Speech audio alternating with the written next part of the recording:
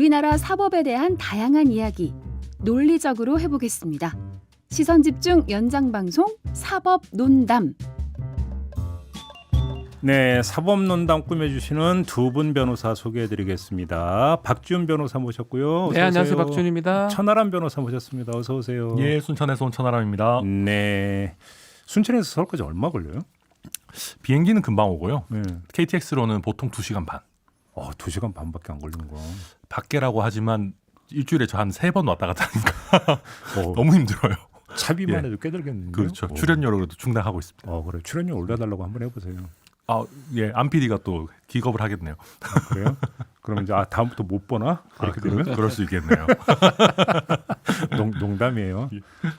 뭐 계속 오가느라고 특히 체력 관리 잘하셔야 될 것 같아요. 예, 근데 살은 안 빠지더라고요. 또 어떻게 신기한 게. 그게 이제 좀 전략적으로 좀 하면 예를 들어서 예전에 이제 그 지역구를 두고 있는 방송하는 그런 정치하는 좀 평론가들은 보니까 예컨대 월화수목은 서울에 있고 금토일월 이렇게 뭐 지방에 가고 예전에 그렇게 하더라고요. 예. 그래서 제가 좀 천 변호사는 좀 그렇게 해라. 근데 천 변호사가 좀 뭐 또 더 좀 열심히 하려고 아니, 그렇진 않고요. 왔다 그냥 갔다 뭐 더 많이 하는 것 제가 같아요. 그렇게 제 스케줄을 이제 할 수 있을 정도로 방송계에서 자리를 잡지 못했기 때문에 저는 을이기 때문에 뭐 예전에 이제 예. 이양수 지금 수석 대변인 예. 아니면 김경진 전 의원 그런 분들 방송 저랑 같이 오래 했었는데 그거 철저했습니다. 딱 목요일까지는 방송하고 금토일은 딱 자기 지역구 데려가고. 하여간 그랬었거든요. 다른 건 몰라도요. 정치하는 분들의 그 체력 관리와 성실성은 네. 특히 지역구 관리 성실성은 최고입니다. 최고. 저는 뭐 하는 거 없고요. 그냥 화요일, 목요일에는 지역 방송 있고 월수금에 서울 방송 있고 막 이런 식으로 멍청이 같이. 지역 방송에 또 나가시는구나. 아유, 저 지역에서는 뭐 A급 패널이죠, 그래도. 자기 입으로 A급. 알겠습니다. 오늘도 사법논담 전에 정치 잡담. 근데 이게 또 사법논담하고 연결이 되는데 네. 아까 JB타임즈에서도 잠깐 이야기를 했는데 윤석열 후보가 어제 채널A하고 인터뷰를 하면서 김혜경 논란과 관련해서 저도 저거 했던 것처럼 엄정한 조사와 경위 규명이 필요하다 이렇게 이야기를 했어요. 어떻게 평가하십니까, 박지훈 변호사님? 저는 그냥 한쪽만 생각하고 얘기를 하는 것 같아요. 국민들이 이제 어쨌든 뭐 지지자도 있고 지지하지 않는 자도 있으면 어쨌든 간에 좀 객관적인 얘기를 해야 되는 상황이거든요. 김혜경 씨 설사 이게 범죄라고 보기도 좀 어려워 보이는데 아직까지는 팩트 체크를 해봐야 되지만 법인카드 유용을 막 했다면 한 사람이 뭐 범죄가 돼요. 뭐 의료법 위반 이런 거. 의료법 위반 된다면 이제 그게 범죄가 되는 건데 지금 김혜경 씨는 지금 팩트 체크 과정이고 김건희 씨는 지금 우리가 계속 뭐 사법 논란 시간 저는 사실 반년째 그 얘기를 하고 있는데 도이치모터스 주가 조작 사건 그거는 만약 기소가 되면 뭐 중형이 불가피한 사건이거든요. 그거 사실 그거 조사 제대로 안 되고 있죠. 허위 경력 문제도 있죠. 그거 조사 좀 되고 있습니까? 추석 전부터 지금 출석하라고 제가 요청을 제가 요청한다고 뭐 될 일도 아니지만 그 추석 전부터 벌써 드러난 거를 아직까지 안 하고 있는데 그게 공정하다 할 수 있나요? 그러니까 엄정한 조사를 받은 적이 언제 있냐? 그러니까 그렇게 지금 얘기하는 거는 그냥 한쪽 사실 무시하는 거예요. 지금 이제 어떤 프레임이라고 얘기하나요? 정부의 어떤 압박으로 예컨대 김건희 씨나 이런 사람 조사를 받고 있는 것 같다라는 얘기를 하려고 하는 건데 실제 지금 일어나는 상황은 그렇지는 않거든요. 그래서 과연 납득할 수 있는가? 근데 납득을 할 수 있는 분도 있겠죠. 지지하시는 분들은 납득할 수는 있겠죠. 아마 그분들을 보고 했던 얘기가 아닌가 생각이 듭니다. 그러니까 뭐 저는 어떻게 보면 원론적인 얘기죠. 당연한 얘기입니다. 그러니까 뭐 누구나 동일한 잣대로 조사되고 검증해야 된다라는 뭐 저는 뭐 그런 원론적인 얘기로 받아들이고 그 다음에 글쎄요. 저는 김혜경 씨 문제가 사법적으로 문제가 안 될 거라는 얘기는 동의하기 어려운데 뭐 좀 이따 또 얘기하겠지만 이게 그 모든 걸 이제 민주당에서는 그 배모 씨 그 사무관한테 다 밀고 싶은데 근데 뭐 배모 씨도 뭐 다 자기가 좋자고 그렇게 했겠습니까? 뭐 개인 카드를 끌고 나서 또 법인 카드로 하고 이게 다 지시가 없이 이걸 과연 했겠느냐? 그럼 이거 과연 누가 지시했겠느냐? 봐야 되는 문제고요. 그다음에 뭐 김재원 최고위원도 나와서 얘기했습니다마는 공무원한테 자기한테 의무 없는 일, 뭐 제사상 차려라, 뭐 친척들한테 뭐 갖다 줘라, 뭐 관용차 해가지고 뭐 집에 등록해가지고 뭐 어쩌고 저쩌고 뭐 아들 태우러 가고 이게 다 사실 강요죄가 될 수 있거든요. 그러니까 위력에 의해서 시키는 거기 때문에 그래서 그런 부분들이 다 지금 사법적으로 규명돼야 될 부분이 있고, 근데 오히려 지금 이제 이재명 후보께서는 뭐 자기랑 친한 그냥 감사관한테 감사해놨다 해가지고 그냥 시간 끌기 하고 있으니까. 그리고 김건희 씨 관련해가지고 도이치모터스 우리도 진짜 엄청 많이 얘기했습니다만은, 근데 이게 뭐 정말 조사를 열심히 안 하는 건지 아니면 진짜 뭐가 안 나와서 조사를 안 하는 건지, 아니 저는 이쯤 되면 진짜 뭐가 안 나왔나 싶거든요. 아니 그러면 네. 종결선언을 하면 되잖아요. 그러니까요. 그래서 저희도 아니 주범 기소할 때 안 나왔으면 무혐의로 종결 처리를 해야지. 이 사람들 저는 오히려 반대로 여당 눈치를 보고 있는 거 아닌가라는 그때 생각이 하라고 제가 들어요. 얘기했잖아요. 12월 초에 이정필하고 그러니까, 예. 권오수 회장 기소를 했습니다. 최소한 그 직전 직후에 조사를 했었어야 돼요. 그때는 하더라도 지금까지 문제가 되지 않는 거거든요. 그렇죠. 그때도 뭐 선거 국면이 있긴 했지만 그때라도 했었어야 되는데 지금 와서 이게 뭡니까 이게? 그러니까 하여간 그러면 검찰 수사로만 한정을 한다면 김건희 씨가 엄정한 조사를 받은 적이 언제 있느냐? 없어요. 조사 받은 적이 없어요. 네. 뭘 조사를 조사 언제 받았는데요? 아니 뭐 조사할 건덕지가 나와야 조사를 하는 거죠. 아니 여기 조사할 건덕지가 아니, 100만 개도 더 되는데 아니 그 뭐 조사를 받지도 않은 사람한테 무슨 엄청난 조사를 어디 조사 받는 게 그냥 언론에서 뭐 나오면 조사입니까 이게? 아니, 근데- 조사 받는 말 그대로 검찰에 부르고 압수수색하는 조사인데 그 받은 게 뭐 하나도 없는데요. 일단 그 뭐 계좌 내역 같은 건 압수수색 했을 거고. 했을까요? 근데 그 이제 실제 주가 조작 한 사람들한테 계속 캐 물었겠죠. 김건희 씨가 이거 알았냐? 너네 김건희 씨 짜고 했냐? 김건희 씨가 가가 조사 받는 게 조사 받는 기죠. 뭐 조사 뭐 예. 받았을까요? 알겠습니다. 그 정도로 하고요. 김혜경 씨 이야기 나왔으니까 그 얘기까지 마저 정리하고 가죠. 그러니까 자 사법 그러니까 그 위법적인 요인이 있느냐 저는 없느냐. 100% 너무 동의하기 어려운 게 언론에서 지금 난리를 치고 있는데 팩트하고 구별해야 돼요. 만약에 된다 그러면 감사를 해서 징계 정도가 가능할 수는 있어요. 근데 뭐 지금 징계 사안은 아니지만 그래서 보수 언론 중심으로 이제 계속 내놓고 있는 보도를 종합을 하면 첫째 의료법 위반, 예. 그다음에 이제 국고 손실 혐의, 그다음에 직권 남용 혐의, 참. 뭐 이런 거라는 거잖아요. 의료법 위반은 확인이 가능할 겁니다. 네. 대리 처방을 받았다. 그건 당연히 위법이 되겠죠. 나머지 부분 강요죄 지금 얘기를 했는데 강요죄는 폭행 협박이 있어야 돼요. 저는 안 될 것 같고 직권남용죄는 뭐 더 설명도 필요 없어요. 직권 자체가 없어요. 그 뭐 사는 게 직권입니까 그게? 지금 법리들 어렵고요. 국고 손실요. 그러니까 된다면 뭔가 징계나 감사할 수 있는 요 사안이에요. 된다면 의료법 위반은 만약 했으면 그건 처벌 사안입니다. 저는 그렇게 구별을 해야 되지. 그냥 다 뭐 잘못한 것처럼 하면 지자체장 다 그건 처벌받아요 그러면. 아 근데 저는 그런 얘기는 안 아니 그냥 하는 것 이거는 같아요. 예. 팩트 확인이 돼야 되는 거지. 언론에서 지금 신이 나서 지금 하고는 있는데 그거 갖고 팩트를 확인한 다음에 얘기를 해야 될 부분이지. 지금 단계에서 지금 된 게 뭐가 있습니까? 근데 이거 일단 뭐 박 변호사님 말씀을 그렇다 치더라도 제일 중요한 거는 사실은 횡령 배임이죠. 그러니까 법인카드와 관련한 횡령 배임이 제일 중요한 거고 이제 이 부분이 돼야 되는데 제가 아까도 말씀드렸지만 배모 씨가 그렇게 하는 게 과연 자기 그러니까 예컨대 보십시오. 이재명 후보네 집에 한우나 초밥을 갖다 준다. 그거를 배모 씨가 먹는 게 아니잖아요. 그러니까 배모 씨가 그거에 이제 수익자, 자기가 먹는 사람이라면 그거를 법인카드를 배모 씨가 긁었으면 당연히 뭐 배모 씨가 주범이 되는 건데 이거는 당연히 그 이재명 지사나 뭐 김혜경 씨 가족이 드시라고 갖다 준 건데 설령 그걸 배모 씨가 카드를 긁고 취소하고 다시 법인카드를 긁는 행위를 했다 하더라도 이건 배모 씨의 범행이라고 보기 쉽지 자, 않거든요. 그것도 대회 제가 사실을 확인해.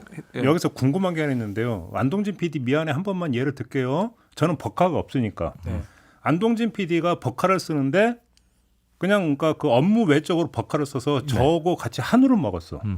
그럼 저는 모르고 먹었어. 그럼 저도 걸립니까? 아 모르고 먹은 사람 안 걸립니다. 아 그래. 제가 좀 네. 그러니까 한우, 근데 버카가 한우 먹은 참 적은 뭐 그래요. 한우 사주지도 않아요 안동진 PD. 안동준 PD 예. 돼지고기 이상 안 사는데. 아이고 남 얘기하고 있어 지금. 아, 이거 저 안동준 PD 아 맞아 그 정도- 옛날에 막 독도새우 사주기로 하시지 않으셨어요? 그런 걸 왜 먹습니까? 그건 그렇고 좀 뭐 더 좀 이어가면 지금 딱 정확한 지적을 하신 거예요. 횡령이나 배임죄는 고의가 있어야 되고 그걸 더 떠나가서 지금 이제 소고기가 아주 소고기 참 좋아. 우리가 여기 소고기 얘기를 많이 해서 그러는지 좀 찔리죠. 소고기 얘기 여기서 우리 사법논란 소고기 얘기를 한참 했었잖아요. 반년 전부터 제가 사기로 했는데 못 사고 있는 상황인데 저 뻔뻔해. 소고기 자체를 왜 샀으며 그게 업무 연관성이 정말 있는지 없는지까지 다 확인이 돼야 됩니다. 그리고 배모 씨는 왜 구입을 했으며 김혜경 씨는 어떤 의미로 그 고기를 먹었으며 어느 정도 먹었으며 누가 먹었으며 그거 다 확인돼야 돼요. 지금 고기 먹은 그거 따져봅시다. 샌드위치 30개를 그뭐 하루에 먹는 사람이 누가 있습니까? 아니 근데 일단 아니 뭐 쟁여놓고 드셨나 봐요. 쟁여놓고요? 예, 그 아드님들도 썩어요. 많으시고. 상식 범주 예. 말고 예. 법률적 요건으로만 제가 그래서 한정해서- 말씀드리는 거예요. 샌드위치 30개가 지금 돌았다고 가정합시다. 한 번에. 네. 샌드위치를 30일 동안 먹는 사람은 없습니다. 썩어버리기 때문에. 통상 하루 이틀 상가 다 먹는데 그러면 추측할 수 있는 부분이죠. 뭐 입증을 본인이 소명을 해야 되겠지만 그 배모 씨나 그 부분들이 왜 30개를 샀으며 그 30개가 예컨대 당시 뭐 코로나 기간이고 이러니까 공간에서 뭐 업무가 됐다 그러면 그거는 업무상으로 봐야 되는 그거는 거고요. 당연히 문제 없는 그러니까 거죠. 그런 부분들이 확인된 다음에 해야 되는 거예요. 아니 근데 저는 일단 법률적으로만 규정이 궁금해서 네, 갑자기 여쭤보는 건데 저도- 뭐냐면 네. 법카를 잘못 썼다고 쳐요. 그러니까 쓰면 안 되는데 지출을 해 법카를 긁었다고 치면 그거에 대한 법률적 책임은 그러면 그 배모 씨가 지는 겁니까? 다른 사람이 지는 겁니까? 우선은 이제 그 왜 배모 이 씨가 질문을 져야 되죠. 드리냐면 김혜경 씨는 경기도정과는 상관이 없는 그냥 사람이잖아요. 네. 그래서 그러니까 질문 드리는 배모 거죠. 씨가 잘 보이려고 한 거잖아요. 본인의 이익을 위해서 제3자한테 재산상 이익을 준 거예요. 굳이 예를 들려면 그게 그래서 11만 7천짜리 횡령이든 국고 손실든 그거는 배 씨의 어떤 그 기소 저는 책임이 그래 된다는 봅니다. 건가요? 그거는 이제 김혜경 씨가 관여를 안 했다면 그런 겁니다. 뭐 예컨대 자 일단은 저도 그렇게 생각합니다. 아까 그래서 이걸 수익자가 누군지를 봐야 된다. 그럼 왜 누가 지시를 했겠느냐 이런 걸 봐야 된다고 하는 말씀드렸는데 아까 샌드위치 이런 거 있지만 일단 법률적인 것만 조금 놓고 보면 법인카드를 부정 사용한다는 거는 업무상 횡령이에요. 그러니까 내가 쓸 수 있는 한도를 넘어서서 그 법인카드의 그 결제 주체, 그러니까 뭐 예를 들면 우리가 국가나 뭐 경기도가 되겠죠. 그런데 손해를 끼치면 그리고 내가 이득을 얻으면 업무상 횡령이거든요. 근데 내가 이득을 얻어야 돼요. 그러니까 이득을 얻는 게 성립을 해야 되는데 배모 씨 같은 경우는 그 이득이 자기에게 귀속되느냐. 그러니까 말 그대로 이게 자기가 잘 보이기 위해서 뭐 다른 사람의 지시나 관여 없이 했다 그러면 뭐 잘 보이는 것도 이득이다라고 할 수도 있겠죠. 그럼 자기가 사가지고 내가 원래 사서 내 돈으로 사서 갖다 드려야 되는데 법인카드를 이용해서 사서 갖다 바쳤으니까 내가 이득을 얻은 거다. 근데 한두 번이면 그렇게 얘기할 수 있을 것 같아요. 뭐 그럴 수 있지. 예컨대 내가 선물을 주는데 내 개인 카드로 사야 되는데 법인카드를 썼다. 그러면 그 사는 법인카드 쓴 사람이 범인이겠죠. 근데 문제는 지금 이게 한두 번이 아니다라는 거에 있거든요. 그러니까 김혜경 씨가 과연 이걸 몰랐겠느냐 내지는 이렇게 하라고 처음 한두 번이라도 지시하지 않았겠느냐. 라는 게 쟁점인 거예요. 그러니까 아까 샌드위치 얘기하셨는데 이거 뭐 샌드위치로 민주당에서 계속 물타기 하시는데 지금 언론 보도 나온 거 보면 이재명 지사가 그 자가격리 들어가는 시점에 또 자택으로 한우가 배달됐다고 하죠. 뭐 12만 원 상당인가요? 그거 말고도 지금 고깃집 사장 뭐 이런 쪽으로 해서 그 취재가 되고 있는 것들을 보면 여러 차례 이런 고기 구매를 하고 순회동 자택으로 갖다 주고 이런 것들이 있었다라는 거지 않습니까? 그렇다고 하면 김혜경 씨가 우렁각 씨의 존재를 믿는 게 아닌 이상 아니 이 고기는 과연 도대체 어디서 오는 건가? 그리고 내가 먹는 개인적으로 먹는 고기인데 내 돈은 안 쓰여지고 계속 고기가 생기네?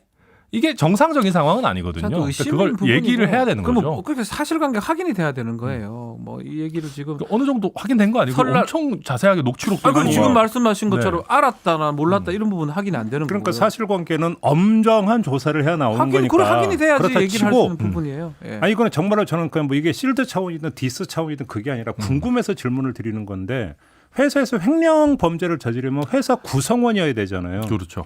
국고 손실이라는 범죄를 저지르기 위해서는 회계 공무원이어야 담당자가. 되잖아요.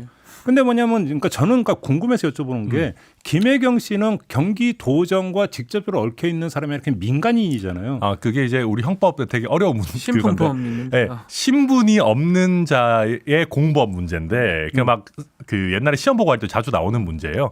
근데 그 사법고시에 나왔던 예, 거. 근데 신분 없는 자의 공범 관계 간단하게 얘기하자면 신분 있는 사람이랑 공동 범행을 하면 공범이 됩니다. 공모를 하면 쉽게 하면 그러면 여기에서 이제 이재명 경기지사와의 경제 공동체다 이 개념이 아니, 경제 아니고 공동체가 아니고 배모 씨와 씨하고 김혜경 씨하고 둘이 공범으로 그 소고기를 먹었다. 그러면 예를 들어서 횡령이든 국고 손실죄가 만약에 공범죄가 적용이 될 수가 된다면 있습니다. 그 행위에 공범이 돼 될수 버린다. 있습니다. 네, 김혜경 씨가 지시하거나 뭐 이렇게 했다면 바로 다 공범이 그래서 됩니다. 그 입증이 돼야 되는 거죠. 공범으로 본다 네. 이렇게 되는 건 법률적으로. 법률적으로 봤을 때는요. 근데 네. 이제 아무튼 그거 이제 사실관계가 일단 규명이 돼야 기소가 된다는. 이제 뭐 수사가 지금 검찰에서 하고 있어요. 지금 수원지검 공안부로 갔다고 알고 있으니까 확인을 하면 돼요. 감사도 지금 했고 그- 감사 못 믿겠다 하는데 못 믿겠다 하면 이거 말할 것도 없는 거고 네, 워낙 확인이 돼야 돼. 친하셔가지고. 왜냐하면 지금 근데 대부분 얘기가 막 고기 막 소고기 샌드위치 뭐 나오다 보니까 초밥 이 선거 국면에서 정치적으로 잘 이용하는 거잖아요. 알겠습니다. 그런 거기 때문에 사실은 이거는 확인이 된 다음에 얘기를 하는 게 맞는 그 거예요. 사실 이거는 되게 흔한 범죄예요. 솔직히 얘기하면. 그러니까 이게 김혜경 씨쯤 되는 분이, 그러니까 저희가 이제 이재명 후보쯤 되는 대통령 후보가 하니까 엄청 크게 이슈가 되는 거고, 일반 회사나 그냥 개별 뭐 국가기관 내지는 공공기관에서도 자주 되는 거고, 보통 이거 수사 어떻게 하냐면은 어디서 카드 긁었느냐, 그리고 그렇죠. 카드 뭐 예를 들면 회사랑 굉장히 동떨어진 곳에서, 내지는 뭐 회사 일과 관련 없는 시간대, 뭐 아주 늦은 밤이라든지 아니면 뭐 주말이라든지 뭐 이런 데서 긁었느냐 이런 것도 쭉쭉 보는 거고. 저는 그래서 궁금해요. 그런 그래서 거죠. 수사하는 거는 뻔해요. 이거 국회의원들 같은 경우 이래서 후원금을 받더라도 후원금 사용 규정이 있죠. 그렇죠. 자, 그러면 한번 제대로 긁었는지 한번 저도 되게 다 궁금한 부분이 확인되면 그래서 있고. 저는 사실은 뭐 정치적으로 선거 국면이니까 별의별 거 다 이용할 수도 있다고 하지만 사실은 좀 얘기하면 또 우리 진행자가 좀 싫어할 수도 있는데 국민의힘이 지금 뭐 윤석열 총장은 147억을 아직 얘기도 안 하고. 그거 진짜 말도 그러니까 안 얘기하면 되는 싫어하니까 제가 예. 더 이상 안 할 거예요. 말도 안 되는 얘기. 아니 그거 왜 말도 안 근데 왜 됩니까? 제가 싫어한다고 그래요? 왜 다른 얘기로 더 전환될 것 같아요. 아. 왜냐하면 147억 그거 소고기 먹었는지 한번 확인 다 해봐야 돼요. 그러면. 우선 그거 그러니까 그런 얘기는 다 확인되면 하면 되지. 이건 결국 정치적으로 아니면 알겠습니다. 선거 국면에 이용하는 것밖에 안 돼요. 사실은. 근데 저는 그런 식으로 이제 하는 게 좀 안 좋다고 생각하는 게, 장경태 의원도 나와가지고 의료법 위반 관련해가지고 그 뭐 국회의원들도 자기 비서들이 가서 뭐 약 받아온다. 송영길 대표도 마찬가지죠. 뭐 20대들도 뭐 대리 처방 받아가지고 아버지 탈모약 먹는다 뭐 이런 소리 하는데 뭐 말도 안 되는 소리들. 그러니까 그 말을 제가 뭐 동의하거나 뭐 잘했다고 말씀드리는 건 아니고 이 정도 얘기했으면 된 거 아닙니까? 수사됐고 정치적으로도 많이 써먹었잖아요. 아니, 아직 시간이 아직 아니, 뭐 많이 아무것도 된 게 없고 국민의 사실관계도 많이 확인, 그렇다 그렇게 자꾸 얘기 사실관계도 확인 안 그렇게 계속 됐다고 하시면서 얘기한다면 뭘 결국 써먹어요. 민주당 입장에서는 그 얘기를 할 수밖에 없는 거예요. 자, 147억에서 소고기 하나도 안 먹었는지 확인하자고. 아니 147억 가지고 147억이 일단 자 이렇게 말씀드릴게요. 국정원의 특활비가 아마 그거보다 더 많을 겁니다. 네. 근데 그거 뭐 몇백억 되는 거 국정원장이 다 씁니까? 아니죠. 그 쭉 뿌리는 거죠. 그러니까요. 그러니까 147억도 무슨 최강호 의원도 말도 안 되게 그거 윤석열 후보가 다 쓴 것처럼 얘기하는데 2,000명 넘는 검사한테 쫙 뿌리는 거예요. 어쨌든 간에 2,000명 넘는 그리고 검사가 그렇다 소고기 한 번 안 치면 먹었겠어요? 아니 직원들이랑 아니, 회식하면서 그래서- 소고기 먹는 건 그래서 괜찮죠. 마찬가지예요. 자기 집에 소고기 싸가면 안 이것도 되는 마찬가지죠. 거예요. 공적인 네. 부분이 확인이 안 되는 제가- 거니까. 아니 자기 집에 소고기 싸가면 안 되죠. 여기서 확인을 한 다음에 얘기를 하는 거 똑같은 결국 정치적 공세밖에 안 되는 마무리합시다. 거예요. 여기서 그러니까 결국은 일단 지금 의혹이 제기가 네. 된 거고 사실이 아직 확정은 되지 않았으니까 윤석열 후보의 말로 가름하겠습니다. 엄정한 그건 조사와 필요합니다. 경위 규명이 필요하다. 물론이죠. 근데 하려면 공정하게. 공정하게 해라. 이렇게 정리를 해도 되겠죠? 두 분? 네, 저는 알겠습니다. 그 얘기를 해야 되는 거지. 뭐 계속 똑같은 말 반복하는 거잖아요. 네. 그다음에 앞으로 저는 박지훈 변호사한테 한우 이야기를 하지 않겠다고 다짐하겠습니다. 아이 그 우리 사법논담에서 6개월 전부터 한우 얘기를 해가지고 그만 선거 국면에 한우가 이게 중요하게 갑자기 눈에 또 쌍심 찍히는 거. 그러니까. 아니 근데 저는 이 방송 들으면은 우리 한우 그 협회에서 좋아하실 것 같아요. 계속 소고기 얘기하니까 아마 이 방송 들으시면서 소고기 드시고 싶다 이런 생각하시는 분들 많지 않을까. 네. 네. 네, 광고의 길은 열려 있습니다. 네. 마무리하고요. 그다음에 어제 이제 그 청기누설 마무리하면서 예고가 이미 나갔습니다. 박영수 전 특검 의혹 좀 한번 이야기를 합시다. 자 이제 좀 문제가 됩니다. 아니, 이거 진짜 말도 안- 박영수 진짜. 이건 좀 너무 지저분한 속담에서 저 그러니까 방구도 자주 끼면 뭐가 네. 된다고. 네. 이건 좀 그 정도 수준 아닙니까? 자, 당연히 그 정도 수준이에요. 일단은 곽상도 의원은 지금 구속이 됐습니다. 곽상도 의원은 아들이 받은 퇴직금 때문에 구속됐다고 보는 게 맞는 것 같아요. 네. 저희가 이제 뭐 사법논란 하도 이게 많이 하다 보니까 5천만 원은. 그러니까 저희가 예측했지 않습니까? 두명 천변하고 저 똑같이 구속 요번 될 것 같다라고 얘기를 했었는데 5천만 원 정치자금법 위반이긴 한데 네. 근데 이제 그 정치자금법 위반으로 구속하기는 어려워요. 그 하나로만. 그래서 1차 때 기각됐을 때는 그때는 특경법상의 알선수재 또 특가법상의 뇌물 그거는 50억을 소개받고 돈 받았다는 거거든요. 소개해주고 그 부분까지 이제 소명이 좀 된 게 아닌가. 제가 개인적으로 왜냐하면 그러니까 막 녹취도 나오고 그죠. 뭐 만채 아니다 병찬 아버지 갖다 줘 뭐 이런 녹취들 봤을 때는 재판부나 그 판단하는 그 입장에서는 주요 혐의가 소명됐다 했을 때는 그 25억하고 다 합쳐가지고 영장이 발부됐다고 저는 판단을 하고 있고요. 그렇다면 이제 박영수를 좀 볼 필요가 있어요. 박영수는 너무 많습니다. 아니 예전부터 지금 나온 게 뭐 인척이 뭐 100몇억 같다라는 거. 그러니까 인척이 분양 대행업사 하면서 109억인가 뭐 100억을 그다음에 받았던 적이 딸이 있고요. 11억 사내 대출 받았다라. 딸은 또 그 전에요. 인센티브라 그러죠. 성과급으로 5억을 받고요.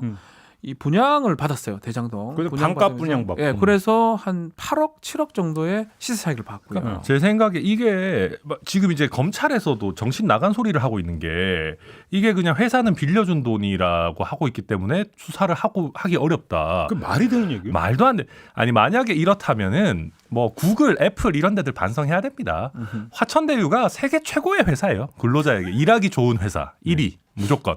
막 11억 빌려주지 뭐 집도 반값으로 주지 말이 되는 소리입니까 이게. 이 지금 그리고 액수도 박영수 거의 받은 특혜가 지금 곽상도 의원 아들이 세후로 하면 26억, 27억쯤 되잖아요. 그 퇴직금이. 그거랑 거의 비슷하잖아요. 뭐 11억 빌려준 거. 이거 빌려줬다고 안 받으면 그만인 돈이고 일반적으로 봤을 때 회사가 근로자에게 담보 없이 빌려준다라고 볼 수 있는 액수가 아닌데 그렇죠. 이걸 그냥 형식적으로만 보면 어떡합니까? 아니 담보 없이 빌려주는데도 이제 있죠. 뭐냐면 다만 그 지급해야 되는 퇴직금이 있다면 네. 퇴직금 범위 안에서는 빌려줄 수 있죠. 근데 이것도 상식적인 퇴직금 범위가 안 아니잖아요. 갚으면 퇴직금 안 주면 되니까. 근데 이거는 연봉 6천이었다면서요. 말이 안 되죠. 말이 안 돼. 그 뭐 저도 저기 회사 법무법인 같이 이제 같이 하고 있는데 우리 대표님, 직원한테 대표님. 저는 좀 죄송하지만 110만 원도 빌려드리기가 좀 죄송하거든요. 뭐 필요하다면 뭐 아니, 110만 원 정도는 갑을 해드릴 수 1100 있잖아요. 정도 얘기하겠습니다. 예. 뭐 생활 자금이라든지 뭐 필요하다. 근데 1억, 10억, 11억 그 사람이 그거 어떻게 갚을 줄 알고 빌려줍니까? 그건 절대 이것도 말이 안 불가능하고 또 되지. 예. 그게 주임종 단기 채권이라고 뭔 단어 그렇게 복잡해요. 주주, 임원, 종업원. 아 주임종이 그 예. 줄임말이에요? 네, 주임종이라 그러는데 어. 회사 직원들한테 1년 단위로 빌려주는 거. 1년 단위입니까? 거의 1년입니다. 근데 최초 대출이 2019년에 있어요. 그래서 그것도 말이 안 되는 거예요. 주임종 채권이면 주임종 단기 채권이면 그러니까 법적으로는 피해갈 수는 있어요. 겉으로 봤을 때는 예컨 회계 처리 같은 거 봤을 때는 별 문제 없구나라고 보이게 만들어놨는데 만약 주임종 단기 채권이 정확하게 작동을 하려 그러면 1년 안에 변제가 돼야 됩니다. 근데 지금 몇 차례에 걸쳐 가지고 2년 3년이 지났는데 변제가 안 된 금액이 아직 있거든요. 저도 주임종 채권 처리하는 사건들 좀 봤었는데 근데 연장 처리 뭐 이런 식으로 하긴 경우가 하는데 해요. 예. 그거는 진짜 저기 대표이사들요. 아니면 주주 중에 높은 뭐. 근데 이게 지금 종업원 중에도 좀 낮은 종업원이잖아요. 아니 퇴직금 줬다면서요. 그렇게 말이 안 되죠. 여기는 어차피 본인의 직급이 의미가 없어요. 자기 아버지 직급 따라가는 겁니다. 좀 인정하시네. 아버지 직급 굉장히 높으신 분이니까. 자 그러면 예. 그건 더 이상 짚지 맙시다. 그러면 이게 대가성이라고 그러면 가정을 하면 네. 그러면 박영수 전 특검은 어떤 역할을 했기 때문이냐라고 하는 그 당연한 어떤 의혹이 여기서 이제 나오는 거잖아요. 박영수 전 특검이 하천대유 관련된 부분은 2016년 4월부터 11월까지 고문 변호사를 했습니다. 네. 근데 11월 이후에 왜 못했냐면 우리 다 알다시피 특검을 특검이 하게 됐죠. 됩니다. 음. 특검하면 모든 직책을 내려놓고 변호사 업무 중에 못하기 때문에 안 했던 것 같아요. 그래서 결국은 그 6개월 했던 걸로 이 돈을 받았다. 뭐 예컨대 네. 세전으로 따지면 50억으로 보이잖아요. 네. 50억을 받았다. 글쎄요, 그건 납득하기 좀 어렵고 그때 뭘 했던 게 있으면 모르겠지만 근데 그다음에 그 부산저축은행 사건 그래서요. 수사할 때도 변호사로 잠깐 등장하지 그래서 않습니까? 결국은 이 사건의 핵심은 결국은 쭉 도와줬던 거에 대한 대가라든지 쭉이라는 게 2010년 이전까지 거슬러 올라가서 그 직전 11년도 맞고 또 미래의 가치, 미래에 혹시나 터질 수 있는 맞아요. 잘못된 것까지 1인당 50억씩 쳐준 게 아닌가. 이 녹취록상으로 봤을 때는. 왜냐하면 김만배가 정영한테 그 얘기합니다. 50개. 그건 50개가 저는 50만 원. 우리 저희는 그렇게 했는데 뒤에 또 김만배가 정영하게 확인해줘요. 예, 형님 300억이요? 하면서 확인해줘요.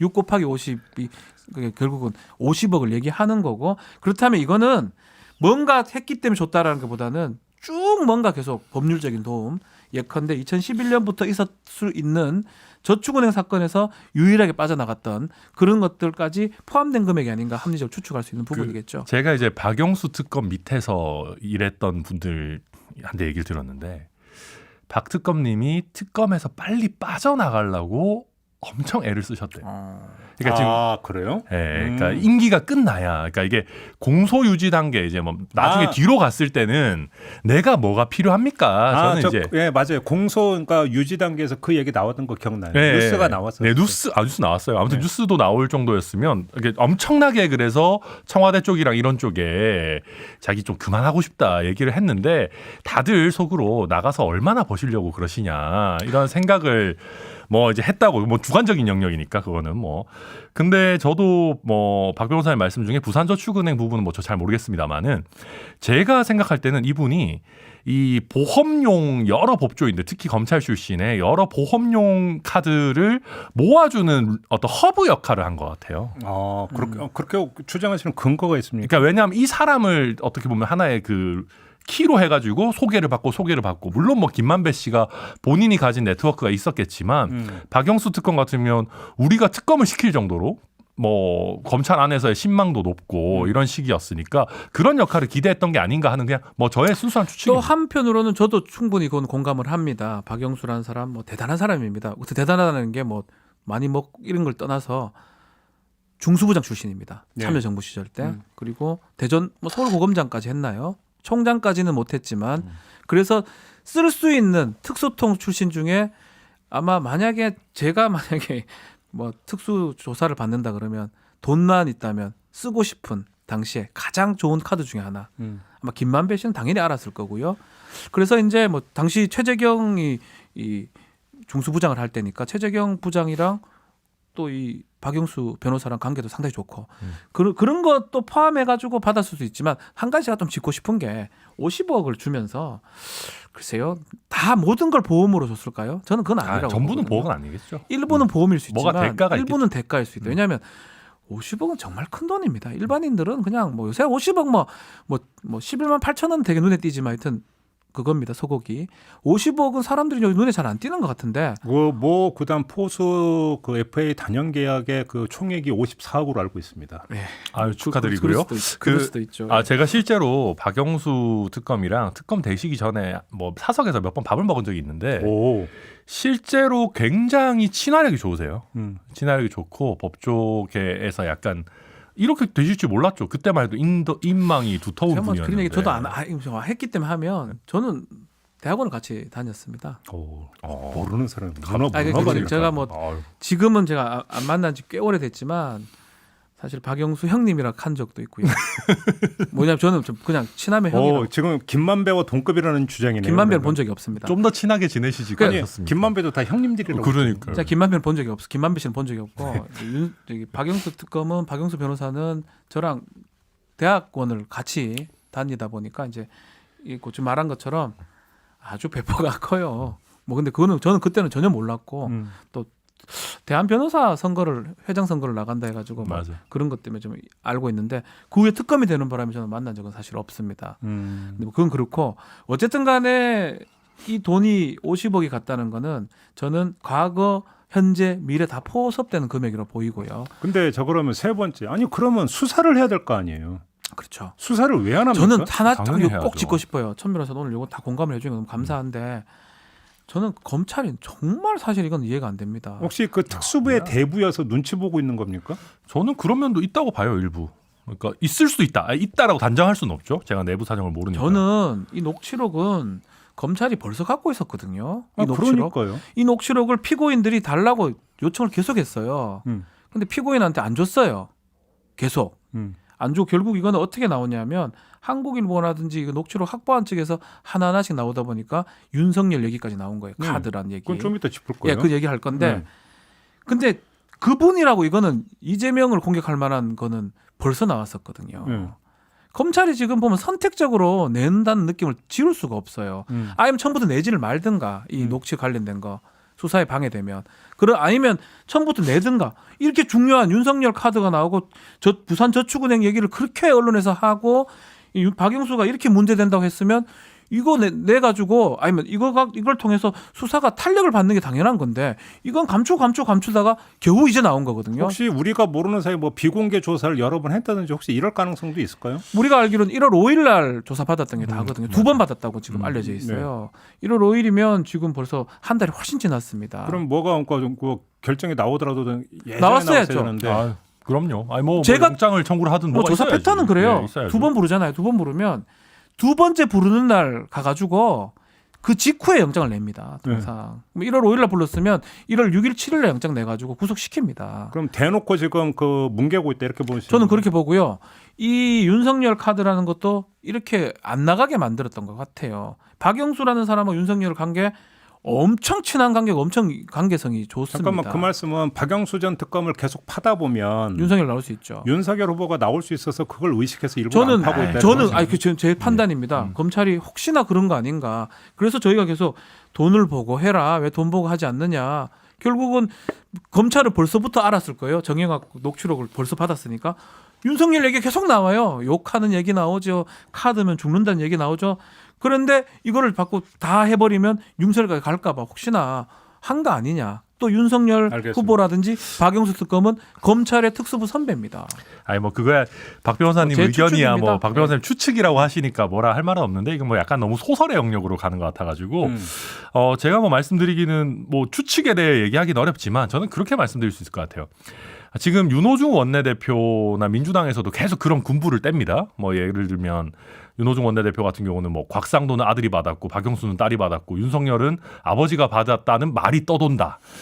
근데 정치인의 말은 항상 어미를 잘 봐야 됩니다. 확인됐다. 내가 검증했다. 뭐가 아니고 말이 떠돈다. 이건 하나마나한 얘기다. 그냥 하는 얘기다라는 뜻이거든요. 그리고 심지어는 뭐 조어섭 의원인가요? 선대위 대변인인데 여기도 윤석열이 50억 클럽이라는 합리적 의심이 든다. 그러면서 아무런 근거가 없어요. 아니 근거가 없는데 무슨 합리적인 의심이에요. 말도 안 되는 얘기지. 그러니까 왜냐하면 녹취록에서 방금 김만배 카드 말씀해 주셨는데 만약에 이런 얘기가 있다면 부산저축은행과 관련한 얘기들도 나왔을 수 있어요. 예를 들면 정말로 박영수에 대한 대가가 부산저축은행, 윤석열까지 간다라고 하면 윤석열에 대해서 김만배랑 뭐 정영학 이런 사람들이 막 이렇게 편하게 얘기하는 상황에서 야 윤석열도 그때 우리 봐줬잖아 뭐 그런 얘기 구체적인 얘기 나올 수 있는데 그런 얘기는 사실 전혀 없습니다. 그래서 저는 지금 이걸 가지고 우리가 얘기하기는 뭐 못하고요. 그래 뭐 드러난 건 없습니다. 그러니까 최근에 저는 그래서 민주당에서 이런 얘기들 말이 떠돈다 뭐 50억 클럽 합리적인 의심 뭐 이런 얘기 하는 거 보면 요즘 좀 애잔하다. 그러면 자연스럽게 지금 윤석열 후보 이야기까지 갔으니까 그러면 세 번째 얘기로 가죠. 아무튼 김만배 정영학 대화록에 보면 윤석열 후보가 등장을 하잖아요. 네. 그러니까 형이 갖고 있는 카드면 죽어. 뭐 이 대목이 나오고 뭐 욕했다. 네. 욕하는 사이다. 이런 대목이 나오는데 이거에 대해서 윤석열 후보는 지나가는 소가웃을 얘기를 하고 있거든요. 자, 그러면 김만배가 이 정영학과의 대화에서 이 이야기를 했던 맥락과 의미는 어떻게 이해를 해야 되는 거죠? 시기상으로 정치적 선언할 무렵입니다. 2020년인가요? 윤석열 후보가 정치적으로 등장할 수 있는 아마 국정감사 시즌이라고 제가 알고 있어요. 그 대화가 이루어졌던 것이 국정감사 직후인가 아마 직후인가 그럴 거예요. 정치를 할 것이다. 뭐 그리고 그 대화가 다 있진 않으니까 사실은 다들 알 수 없지만 또 제가 들었지를 못했으니까 그 어떤 목소리나 톤은 잘 알 수가 없습니다. 그렇지만 녹취상으로 지금 파악할 때는 그 얘기하는데 정영학은 사실 별로 의심을 안 합니다.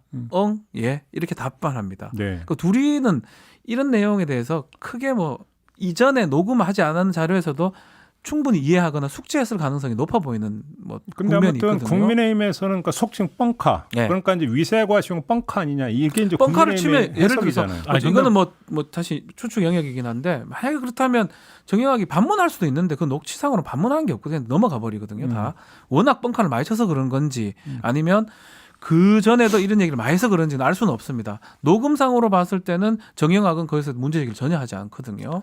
욕한다고 해도 문제 제기 안 하고 뭐 내한테 카드로 죽는다고 해도 문제 제기를 안 하고 뭐 윤석열이 우리 하는 사업에 그 뭐 약점이 잡혀 있으면 큰 문제 없다는 뉘앙스로 지금 계속 하고 있는 것 같아요. 어떤 그렇기 때문에 뭐 더 확인해야 될 부분 저는 충분히 공감을 합니다. 다만 이게 이제 인재사에 나온 것도 저는 문제가 되고 언론에서 이거를 많이 한다 그러면 저는 충분히 그렇다면 이 나오는 등장인물들이 의심이 되거든요. 박용수하고 김만별 학시 나오고 윤석열 나오고 그러면 부산저축은행하고 딱 연결 딱 되거든요. 조모 씨가 당시에는 무혐의로 빠져나갔는데 그 주임 검사가 윤석열이었어요. 근데 2015년 5년 지나가지고 똑같은 사건으로 징역 2년 6개월을 받습니다. 그러면 그냥 상식적으로 추측할 수 있는 거잖아요. 저때 박용수 가가지고 잘 뺐구나. 근데 다음에는 못 뺐구나. 근데 윤석열도 뭔가 연관성은 있구나. 또 박용수, 윤석열 두 사람은 특수부 선후배구나. 이런 추측은 할 수 있는 거잖아요. 언론에서 이런 것들을 좀 다뤄보고 조사를 해야지 소고기만 하지 말고. 언론에서 다루고 있어요. 근데 소고기가 워낙 이제 그 좋은 이슈죠. 그러다 보니까 또 아주 그 간단하고 명확한 이슈고 이러다 보니까 언론에서 많이 주목을 받는 것 같고요. 근데 이제 여기 이 얘기 뭐 아까 제가 뭐 박지훈 변호사님이랑 하는 다른 방송에서도 말씀드렸지만 김만배 카드다 이거가 뭐 화천대유 법인카드 정도 수준이 아니면 법인카드로 이거 뭐 그렇게 크게 폭발력 있겠나 이게 무슨 내용인지를 알 수가 없어요 사실 이것만 가지고는. 아니 법인카드면 배불러야지 왜 죽어요 죽기는. 이제 뭐 정치적으로 법인카드 뭐 받아 썼으면 이제 좋은 거죠. 예. 그게 네네. 법카 썼던 약간 거. 두 번 정도 지금 이렇게 비유한 조크입니까? 비유한 뭡니까? 겁니다. 뭐 둘 다죠. 네. 근데 아무튼 그래서 이제 그래서 지금 이것만 갖고 하기는 어렵고 김만배 씨가 약간 이제 정치권 내지는 법조계 인맥에 관해서 과시하는 부분들이 분명히 많이 있었고 글쎄요 뭐 부산저축은행 계속 얘기하시는데 이게 아직 뭐 구체적으로 뭐가 드러난 바는 없어요. 왜냐하면 그때 시행사와 시공사의 사법 처리가 굉장히 많이 갈렸고 화천대유와 관련된 것만 봐주고 뭐 이런 건 아니었거든요. 만약에 네. 그랬다면 민주당에서 굉장히 구체적으로 문제를 삼았을 텐데 그런 건 전혀 아니고 윤석열 후보가 이미 다 해명을 내놨기 때문에 글쎄요 저는 아무튼 뭐 이거 구체성 없는 이런 것까지 문제 제기하시는 게 그냥 저는 민주당에서 열심히 물타기 하시는 거다 생각이 듭니다. 뭐 저는 뭐 저 입장에서는 자료에 접근할 수 없기 때문에 저는 법률가로서 그냥 요 정도만 접근할 수밖에 없고 이제 그 이상의 뭐 예를 들어서 해명이라든지 나오는 게 오히려 맞겠죠. 알겠습니다. 그러니까 거의 대부분이 추정의 영역이기 네, 때문에. 맞습니다. 그래서 뭐 저희가 제대로 얘기했다가는 잘못 얘기했다가는 뭐 책임 소지도 근데 있고. 네. 아까 잠깐 그 이야기 나왔던 거에서 저는 지금 사실은 짚어야 되는 부분이 이 대화록이라고 하는 게 되게 선택적으로 시차를 두고 지금 공개가 되고 네. 있잖아요. 그런 건 문제죠. 근데 만약에 지금 이게 우연의 일치인지 뭔지는 모르기 때문에 단정을 할 수 없지만 이 시점에 대화록 내용 가운데 윤석열 후보 관련 내용이 선택적으로 만약에 나온 거고 거기에 의도가 기획되어 있다면 그 의도는 무엇이냐. 사실 이것도 중요한 포인트거든요. 저는 그렇지 반대로 봐야 될 것 같아요. 어떻게? 이게 나오려면 벌써 나왔었어야죠. 그분 나올 때 나왔었어야 돼요, 사실은. 네. 저는 그분이라는 것도 저는 개인적 생각이긴 한데 뭐 그건 저는 검찰 쪽이라고 보고 생각이 들거든요, 자꾸.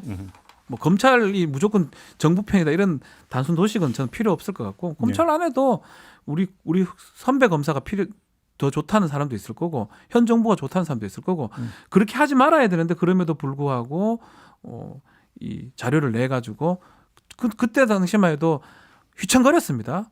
그분이 이재명 아니냐 그래가지고 뭐 누가 김호수 총 나왔었나요? 나와가지고 그 사람이 그분이라는 사람은 정치인 아니다 할 때까지는 계속 그분까지 휘청거렸었어요. 아니 제가 그러니까 질문드리는 취지는 만약에 이것이 뭔가 열심히 발품 팔아서 딱 이때쯤 확보가 된 거라고 한다면 뭐 할 말은 없는데 그게 아니라 그러니까 일정하게 여기에 언론 플레이성이 가미되어 있고 선택적으로 지금 제공이 되고 있는 거라고 한다면 선택적으로 제공하는 주체는 이걸 통해서 윤석열 후보에게 뭔가 간접 메시지를 보내고 있는 걸로 해석하는 게 상식적이지 않겠습니까? 그런데 저는 우리가 좀 잊고 있는 게 저희가 이제 국민의힘이 곽상도 의원을 빨리 손절을 해서 그렇지 저희가 만약에 뭐 민주당에서 조국 수호를 하듯이 상도 수호를 했었다면 당연히 악재인 거거든요. 그러니까 곽상도 의원 얘기도 초기에 나오고 그러니까 뭔가 구체성이 있는 얘기들부터 좀 나오는 것 같아요. 물론 그분 얘기는 저도 그게 막 엄청 구체성 있다는 얘기는 아닙니다. 근데 지금 김만배 카드나 이런 부분들도 보면 구체성이 없고 아마 이런 부분에 대해서는 취재나 이런 게 좀 많이 안 됐기 때문에 늦게 나온 거 아니겠는가. 그러니까 이제 뭐 잘 모르겠습니다. 이거 저도 뭐 추측이 합니다. 이거는 뭐 나온 것만 짧게 말씀드리면 검찰은 알고 있었을 거고요. 검찰은 그분은 내도 상관없지만 윤석열은 빼려고 했던 게 보이고요. 한국일보에서 보도를 한 걸로 알고 있습니다. 한국일보도 미리 이것을 파악을 했던 것 같은데 지금 진행자가 얘기하는 것처럼 시차를 봤던 것 같긴 해요. 윤석열 보도되는 게. 그래요. 근데 그건 뭐 알 수는 없죠. 그 이유 추정이에요. 자체는. 알겠습니다. 추정이니까요. 궁금증 정도로만 남겨놓고요. 마무리하기 전에 햇빛 짱짱맨님이 지금 군 전문가 박지훈 변호사에게 질문을 주셨어요. 죄송합니다. 군 판사라서 군 전문은 아니고요. 부동시- 군사 법원 전문이죠. 부동시 이야기 좀 해달라고. 부동시가 이제 윤석열 후보 얘기인데요. 부동시는 우리가 소위 말하는 짝눈이라고 얘기해요. 짝눈, 짝짝이 눈. 그러니까 지금 시력이 차이가 많이 차이가 나요. 많이 차이가 나는 많이 나는 경우가 근데 이제 지금 입대 시에 0.7 정도가 차이 났다고 합니다. 그리고 검사 임용 시에는 0.2 정도 차이 나다가 다시 검찰총장 임명받을 때는 0.7 차이 났다는 거예요. 이제 주장입니다. 그렇기 때문에 이 짝눈이 왔다 갔다 할 수가 있나 의학적으로 불가능하다. 근데 제가 짝눈입니다. 제가 부동시인데 군대를 모르고 많이 갔다 왔어요. 10년 갔다 왔습니다. 제가 차이가 부동시 많이 진짜 나요? 부동시입니다. 저는 이제 중학교 때부터 초등학교 6학년 때부터인가요? 안경을 했는데 안경 그 했는가 전자오락 같은 거 많이 해서 아버지 말씀이에요. 한쪽 눈이 완전 나빠져가지고 차이가 0.7인가 8이 나가지고 아니 잠깐만요. 이 얘기를 듣다 고 앞대는 거예요. 그러니까 저거 이제 신체 검사 받을 때 그 군의관으로 야 이것도 눈이라고 달고 다니냐라는 아니 이거 너무한 거 아닙니까 군의관이 진짜? 예. 아니 그게 80년대 얘기니까 아니 예. 싫어요 진짜로. 어. 그래서 저는 거기서 그냥 나왔어요. 그래갖고 저는 엄청난 고도근시였어 갖고 그래서 이제 면제를 받았는데 네. 진짜로 그 얘기 아유, 그렇게 그러니까 들었어요. 근데 근데 부동시가 0.7 차이 났다가 0.2로 좁혀졌다가 0.7로 다시 나타나 이건 말이 안 돼. 그래서 그러니까 저는 제가- 일단 아니 뭐 저도 좀 말씀하시죠. 말씀드리면 네, 네.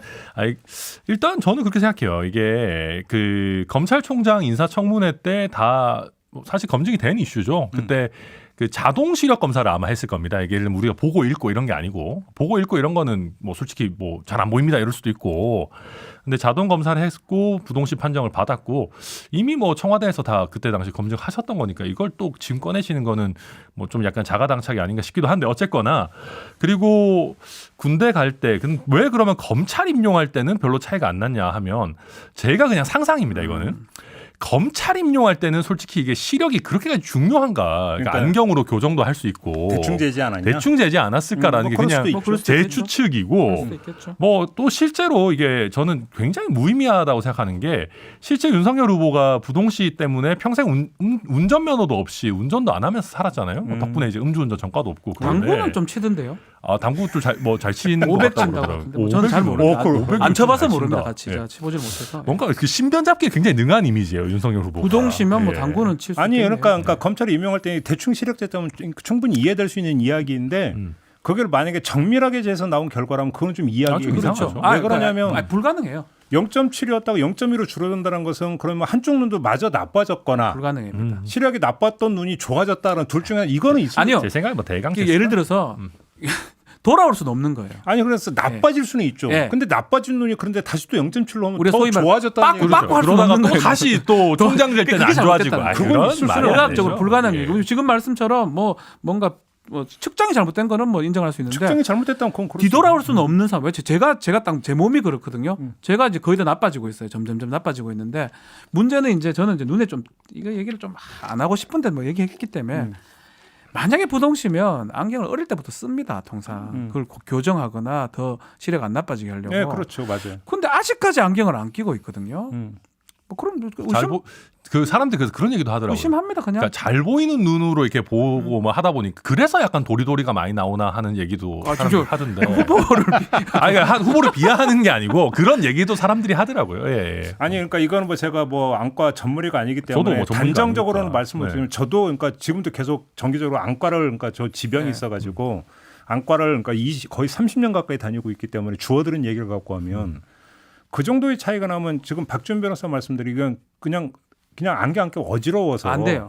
보통 이제 그 안경을 끼는 걸로 알고 있거든요. 저 같은 경우 그래서 눈도 안 나쁜데도 초등학교 6학년 때인가 중학교 1학년 때가 아버지 때문에 끼게 됐는데 지금까지 안경을 40년 정도 끼고 있잖아요. 30 몇 년 끼고 있는데 그때는 보는데 아무 지장이 없었는데도 꼈고요. 혹시 라식 수술 받은 거 아니에요? 저도 뭐 잘 그건 모르겠네요. 모르겠습니다. 개인 영역. 그래서 이 부분은 뭐 이게 자꾸 이상하다 얘기를 하는데 충분히 납득이 안 되면 의문 제기는 할 수 있는 거예요. 그럼 본인이 이렇게 해명하면 돼요. 지금 네, 해명 천 잘- 위원장님 네. 말씀하신 것처럼 예 측정이 뭐 검사 때 임용받을 때 뭐 눈 별로 안 중요하니까 대충 했습니다. 뭐 해명하면 그만인 거예요. 그 개연성도 있다고 네, 생각해요. 그때 뭐 해명하면 솔직히 됩니다. 검사 채용 때 뭐 시력 검사 열심히 했겠습니까? 하여튼 뭐 군대 안 간 건 안 간 거니까 그래요. 그렇다고요. 네, 그 저는 모르고 가버렸어요. 아이 진짜 10년에 다녀왔네. 뭐. 그리고 예비역 소령이면 자부심을 가져야지 A가 왜 나와? 요새는 안간기 더 자부심이 있더라고요 보니까. 저런 얘기를 방송에서 하면 아니 대단하죠. 저 이런 말 해도 되잖아요. 군대 장교 입장이니까 안 간 분들이 자부심이 많더라고요. 그래서 하여간 그건 싫어요. 이것도 눈이라고 달고 다니냐는 얘기도 제가 듣고 그거는 말이 안 됩니다. 예. 상처 받아서 나왔는데 교통비로 800원 주더라고. 아 근데 그래도 옛날이죠. 면제해줬으면 그래도. 근데 요 얘기도 그래서 예. 딱 그때 그 비빔냉면이 네. 그 신체검사소 앞에서 700원을 하길래 그거 먹었습니까? 800원 중에서 700원으로 비빔냉면을 먹으면서 학교로 돌아온 일이 있다라. 요 얘기도 한번 하긴 해야 돼요. 우리 진행자 우리 JB 우리 진행자님 아니면 그 윤석열 후보 그 무렵에는 병력 자원이 엄청 많았습니다. 그렇기 때문에 그때는 방위라든지 아니면 면제가 엄청 많았고요. 한 거의 막 40%뭐 정도. 예, 왜냐하면 그래 그게 잘못돼서 볼 거. 현재 기준 보면 안 돼요. 근데 현재는 병력 자원이 매우 부족합니다. 부족하기 때문에 출산율이 떨어졌기 90몇 때문에. 프로가요. 그렇죠. 예, 예. 그래서 지금 기준으로 볼 수는 없어요. 그렇지만 한번 따져는 봐야 된다. 그 말씀을 드리는 거예요. 알겠습니다. 자 이렇게 뭐 오늘 하다 보니까 박준 변호사도 부동시라는 이야기까지 들었고 뭐 그게 뭐 잘못된. 근데 부동시가 동시가 돼가요. 설설 동시가 돼가지고 지금은 그냥 한쪽 눈이 이제 더 나빠지게 나빠져요. 지금 똑같이 보통 가고 이제 그렇게 가죠. 예. 그래서 이제 좋았던 그러니까 한쪽 눈이 이게 나빠지면서 균형 맞춰가는 경우가 네. 종종 있는데 그래도 예비역 소령인 걸 자부심을 가지셔야지 예, 충성. 마무리하겠습니다. 네. 천하람 변호사, 박지훈 변호사 함께했습니다. 수고하셨고요. 감사합니다. 감사합니다. 저도 함께 물러가겠습니다. 고맙습니다.